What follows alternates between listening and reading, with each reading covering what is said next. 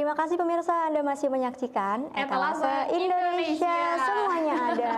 Tentunya pada segmen kali ini kita tidak hanya berdua pemirsa, karena saya Krisna Livia dan juga Niken kali ini ditemani oleh dokter yang sudah ada di tengah-tengah kita. Betul banget, halo dok. Halo semua. Oke, kali ini kita bersama dengan Dr. Zen Fauzan. Kita akan bahas terkait mitos fakta yang berhubungan dengan kehamilan. Apalagi nih, kita sebagai wanita yang tentunya nanti suatu saat akan menjadi ibu, pasti akan merasakan yang namanya itu hamil. Betul. Nah, untuk karena itu pemirsa, kali ini kita akan mengupas terkait mitos fakta yang sering banget beredar terkait kehamilan nih dok. Salah satunya yang sering banget aku dengar adalah jenis kelamin dari si cabang bayi itu ya. Katanya bisa ditentukan atau bisa terlihat ketika bentuk dari si ibunya sedang hamil itu, dan juga denyut jantung dari si bayinya itu bener apa sih enggak sih dok, sebenarnya mitos atau fakta?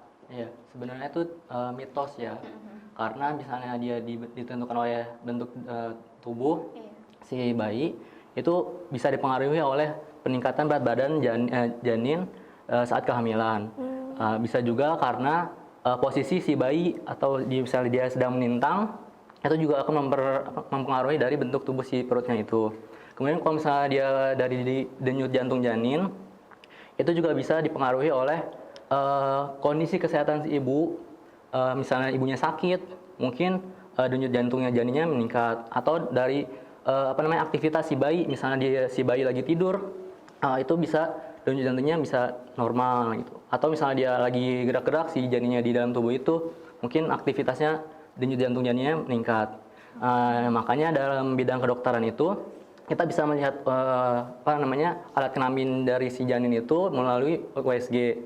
Kalau misalnya di USG biasanya pada usia kehamilan 18 sampai 22 minggu. Itu sekitar berapa bulan kalau 18 minggu? Berarti sekitar 18 minggu, 3 bulanan. 3 bulanan sudah bisa terlihat ya. Yeah. Oh, oke pemirsa. Jadi untuk lebih akuratnya lagi nih melalui USG ternyata, bukan karena dari bentuk si ibunya ketika hamil ya. Iya. Tapi ini sering banget beredar sih terkait hal ini ya. Iya benar banget, aku juga sering dengar nih Krisna, katanya kalau misalnya anaknya laki-laki perutnya lebih lonjong gitu kan bentuknya, atau sebaliknya kayak gitu. Tapi ternyata ini nggak bisa akurat dilihat dari itu aja ya dok ya, harus dilakukan dengan pemeriksaan USG. Nah selanjutnya nih dok, mitos fakta tentang hamilan. Katanya nih ibu hamil nih nggak boleh sering mandi, itu benar nggak sih dok?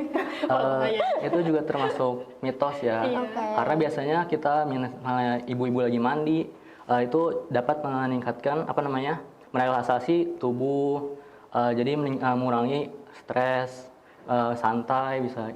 Makanya misalnya dia mandi akan terasa lebih nyaman gitu. Berarti itu mitos ya. Mitos. Ini soalnya kenapa ada mitos fakta kayak gini? Aku nih agak khawatir ya. Aku tuh suka banget sama mandi. Takutnya nanti pas ketika aku punya suami nanti, terus hamil nggak boleh mandi lagi. Jarang mandi jadinya nggak boleh ya. Karena kita mandi sendiri, jadi lebih tenang. Oh iya. Ngurus diri sendiri kan. Karena emang menjaga kesehatan tubuh, salah satunya kebersihan ialah mandi. Ini merupakan hal penting juga ya. Iya benar. Oke, mitos fakta selanjutnya ini sering banget aku denger nih terkait ibu hamil. Katanya kalau misalkan ibu hamil tuh cepet laparnya, dan kalau makan tuh bisa 2 kali lipat. Ini karena dia makan tuh untuk 2 orang. Ini mitos atau fakta sih sebenarnya dok? Memang pada dasarnya ibu hamil kan mengandung 2 orang.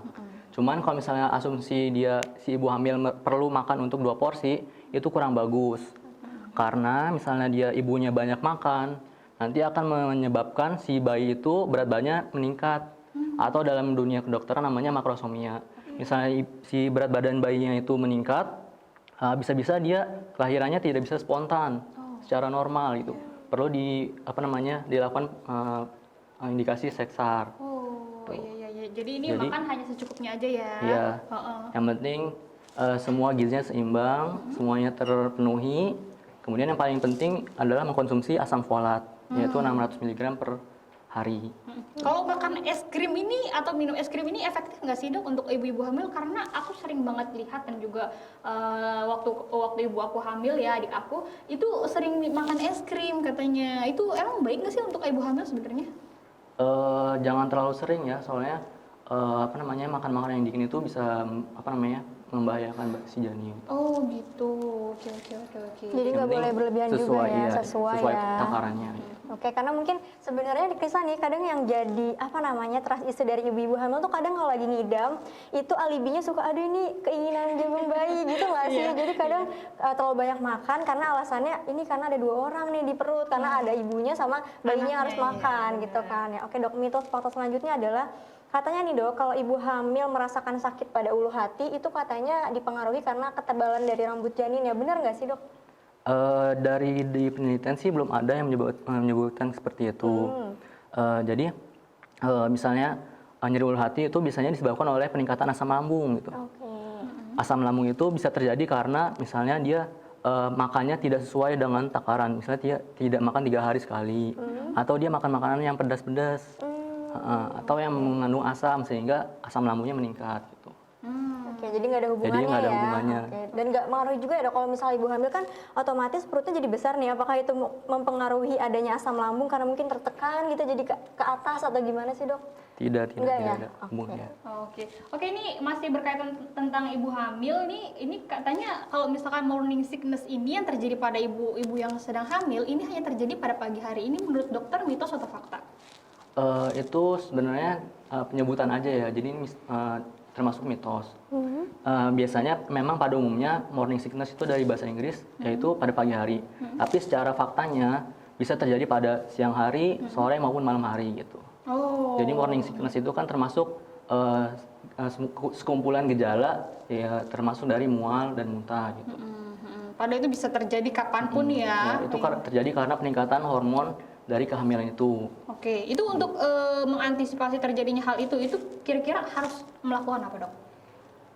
Biasanya menghindari kalau misalnya terjadi pada peningkatan hormon kehamilan itu biasanya kan indera penciuman lebih sensitif gitu. Jadi hindari dari bau-bau yang menyengat gitu. Kemudian selain itu juga hindari makan-makan yang asam, pedas gitu. Karena pada peningkatan hormon kehamilan itu juga bisa menyebabkan penurunan daya dari pencernaan. Tapi itu hal yang normal ya dok, morning sickness itu kalau terjadi sama ibu hamil? Iya. Oke. Tapi untuk durasinya itu biasanya sampai berapa bulan sih kalau terjadi morning sickness ini? Biasanya 1 bulan, pokoknya trimester pertama atau 3 bulan. Trimester pertama. 1 sampai 3 bulan. Oke, selanjutnya nih dok, mungkin bagi pemirsa di rumah atau ibu-ibu yang lagi hamil juga nih, yang suka makan pedas, ini katanya ada mitos fakta, katanya kalau misalnya ibu hamil makan makanan pedas nih dok, ini bisa memicu adanya kontraksi, itu benar nggak sih? Itu juga termasuk mitos ya Mbak. Mitos, oke. Karena misalnya dia makan pedas, biasanya yang terjadi itu kram perut.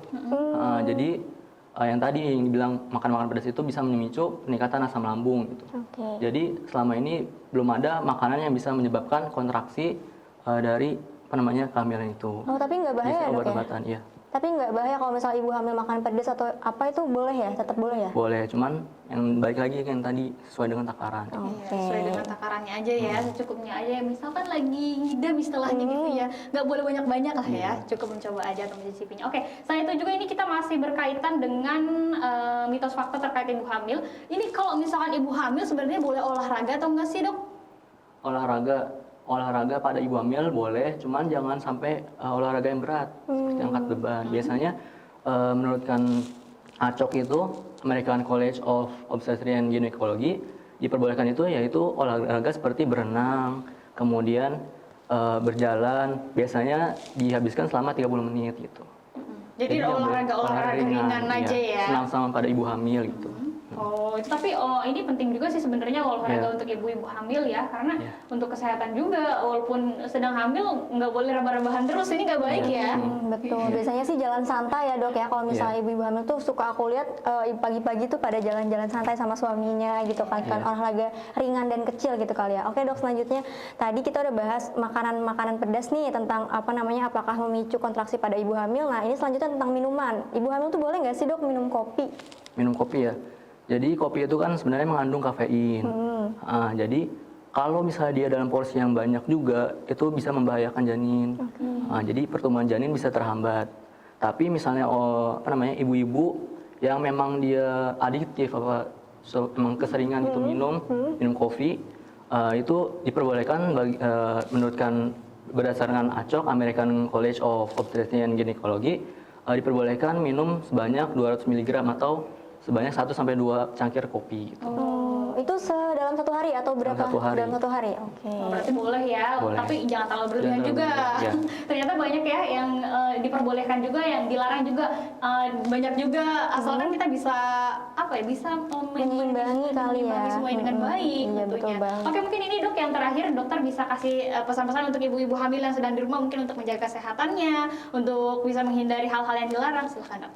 Ya biasanya ibu-ibu hamil jangan terlalu memilih-milih makanan. Yang penting gizinya tercukupi, misalnya dari makanan, pola makan daging yang segar, buah-buahan, serat, susu boleh dimakan.